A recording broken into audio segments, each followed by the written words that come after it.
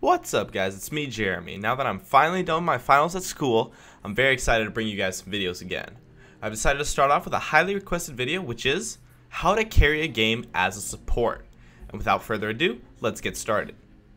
There are two major parts to carrying as a support, the laning phase and the teamfight phase. Both have many things that you need to do well in order to carry. Let's start with the laning phase. First, getting your AD carry fed will make it very easy to carry fights later on. The best way to do this is by playing very aggressively and to constantly trade in order to lead up to an eventual initiation and a one fight. Getting kills for your AD carry will make them extremely powerful and make the teamfight phase very easy for your team as a whole. Also, it's important to not be greedy when playing aggressive. It's very easy for you as a support to get caught out overextending and die. Make sure that your AD carry is at least in position to follow up if you try to make something happen. Don't expect him to help you out if he is really far away from you. You need to analyze the situation to the best of your ability and then act accordingly. Next, you need to ward properly.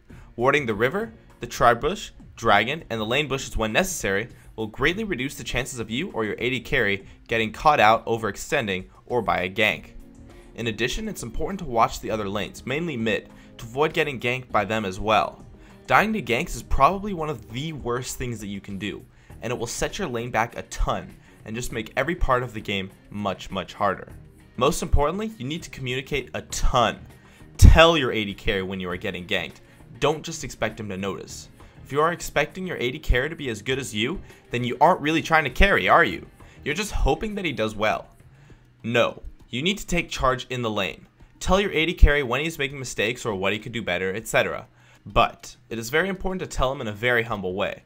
Otherwise, you'll come off as a cocky asshole and they won't listen to you. Now let's move on to the teamfight phase. The first thing that you need to do is try not to do that much by yourself. If we recall the 10 commandments of a support, we can remember that one of them is to never roam to be by yourself, and this is very true.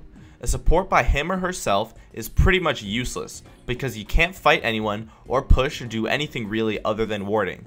But this even applies to warding too, because you need to not get cut out while still warding a lot. Map awareness is crucial during the late game, and one of the most important things for you to do.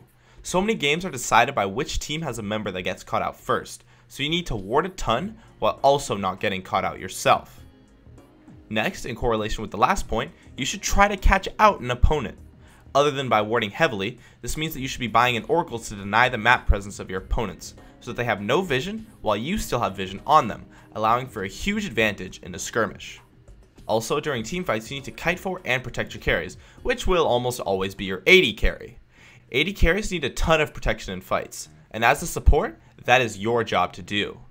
Honestly, I would say that unless you find a perfect opportunity, you should almost never try to initiate a fight. Unless you can catch out a squishy target with a hard CC ability, it's much more beneficial to your team to save your abilities to kite for your AD carry, simply because they are just so vital to teamfights late game. If you had a solid laning phase, which is pretty much the majority of carrying a game as a support, this part should be fairly easy because your AD carry will just completely melt targets. Lastly, the most important thing to do during the teamfight phase, and that is to make calls and instruct your team.